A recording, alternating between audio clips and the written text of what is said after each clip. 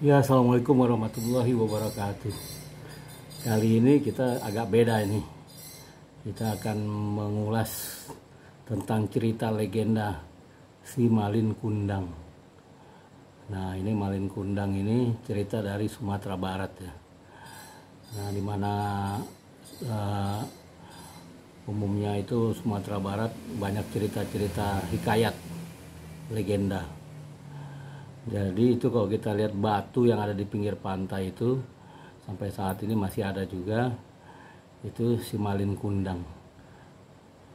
Jadi si Malin Kundang ini ceritanya dia itu tinggal di pantai bersama ibunya ya. Akhirnya ikut merantau karena lihat anak kapal yang sukses, dia ikut naik kapal juga berlayar. Nah, bertahun-tahun kemudian Malin Kundang ini sukses berhasil juga mengikuti bos kapal sebelumnya gitu ya. Nah, dia menikah ceritanya dengan putri cantik. Nggak tahu itu menikahnya dari mana, pokoknya udah menikah. Suatu hari dia pulang ke kampung halamannya, ke pantai itu. Nah, ibunya mendapat berita bahwa si Malin Kundang pulang, akhirnya ibunya datang juga ke pantai kan. Nah, melihat si Malin Kundang, ibunya langsung berteriak, Malin, sini nak, sambil dia peluk ya. Taunya ibunya didorong sama si Malin Kundang itu. Karena ada istri cantiknya kan, ibunya berpakaian compang-camping didorong. Sehingga ibunya terjatuh, dan orang juga yang lainnya pada kaget ya, lihat Malin Kundang berperilakuan seperti gitu. Akhirnya ibunya nangis katanya, sampai berdoa kepada Allah. Akhirnya Malin Kundang tidak mengakui ibunya dan langsung berangkat karena malu sama istri cantiknya bahwa ibunya itu orang seperti gitu ya. Kamu bukan ibuku katanya. Akhirnya Malin Kundangnya naik lagi ke kapal, meninggalkan desanya lagi ya di pantai itu. Tapi ibunya merasa disakiti, akhirnya berdoa kepada Allah Subhanahu wa Ta'ala. Akhirnya Malin Kundang itu perahunya terombang-ambing badai. Nah, akhirnya mendarat kembali ke ini ya, ke pantai dengan semuanya udah menjadi korban, mati semuanya. Malin Kundang itu akhirnya jadi batu seperti itu. Itu karena tidak mengakui ibunya lagi ya, sangat tragis ya. Jadi cerita ini udah lama sekali, jadi masih tetap berlaku ya di kalangan orang-orang Sumatera maupun di Jakarta ya. Di Jakarta juga banyak Malin Kundang. Kalau di Jakarta itu aduh parah dah ya. Jadi akhlaknya kebanyakan manusia itu berubah ketika pergaulan di Jakarta. Jadi banyak Malin Kundangnya juga, karena perilaku manusia itu kan nggak mengingat orang tuanya lagi. Jadi orang tuanya diabaikan, jadi akan dikutuk sama Allah Subhanahu wa Ta'ala gitu ya. Nah, ini cerita Malin Kundangnya secara ini nih, kisah dongeng Malin Kundang dari Sumatera Barat ya. Ini banyak tulisan-tulisan tentang Malin Kundang tuh kan. Dongeng anak, kisah Malin Kundang anak durhako ya. Durhako kepada orang tuanya ya, terutama ibunya. Jadi banyak tulisan-tulisan tentang Malin Kundang nih, ceritanya bagus sekali ya untuk anak-anak ya. Dan anak-anak itu harus diajarkan, kalau yang muslim harus agamanya kuat.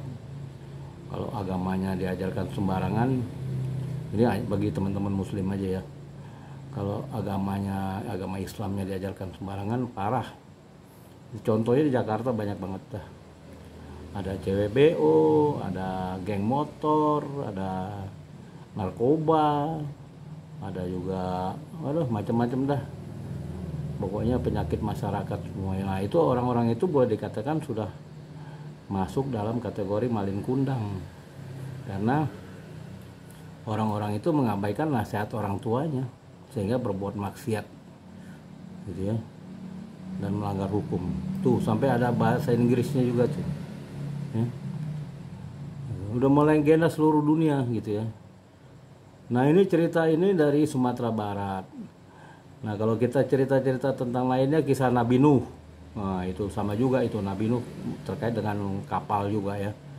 Nabi Nuh sudah berusaha untuk berdakwah pada saat itu ya, sampai 800 tahunan katanya berdakwah, tapi warganya nggak mengikuti pesan Nabi Nuh. Akhirnya Nabi Nuh meminta kepada Allah Subhanahu wa Ta'ala agar dihancurkan aja ini desa-desa ini ya. Makanya Nabi Nuh mempersiapkan diri dengan kapal yang dibangun di atas bukit, membuat orang ketawa semua ya. Itu cerita Nabi Nuh.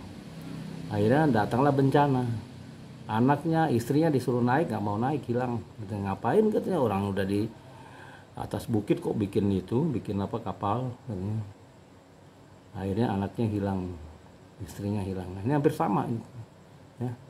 Jadi Malin Kundang cerita Nabi Nuh itu sama, hampir sama ya. Jadi anak yang durhaka kepada orang tuanya gitu ya, kalau bahasa Padangnya seperti gitu tuh. Malin Kundang si anak durhaka pada orang tuanya ya, pada ibunya Umi, pada bapaknya juga. Kalau udah sama ibunya ya sama bapaknya juga durhaka.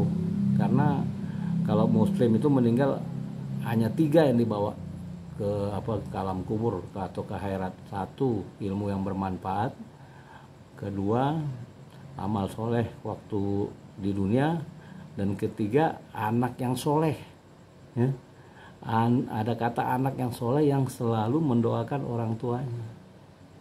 Robi firli wali walidaya warhamuma kama robayani sogiro. Selalu mendoakan setiap sholat ya. Kalau nggak mendoakan ya jadi anak durhaka juga ya. Jadi bagi yang muslim berhati-hatilah di dunia ini, nggak main sembarangan aja gitu, karena ada pertanggungjawaban nanti di akhirat. Itu kata Ustadz ya, pertanggungjawaban di alam kubur dan pertanggungjawaban di alam akhirat nantinya. Itu kata Ustadz, kata ulama di sini tadi di masjid. Jadi janganlah kita berdurhaka kepada ibu kita dan bapak kita, karena bapak dan ibu selalu berjuang mati-matian untuk mencari nafkah bagi anak-anaknya ketika bayi, ketika balita, ketika remaja, dan ketika sekolah sampai S1, S2 ya. Jadi jangan sampai durhaka. Durhaka bukan hanya melawan ibu bapak, tapi berbuat yang tidak baik, berbuat maksiat segala macam, karena nantinya kan dosanya akan ditanggung oleh ibu bapaknya juga. Itu termasuk durhaka juga. Oke, gitu aja kisah Malin Kundang. Perlu diinikan lagi, diorbitkan lagi, atau selalu dikumandangkan kepada anak-anak kita agar tidak menjadi anak durhaka. Terima kasih. Assalamualaikum warahmatullahi wabarakatuh.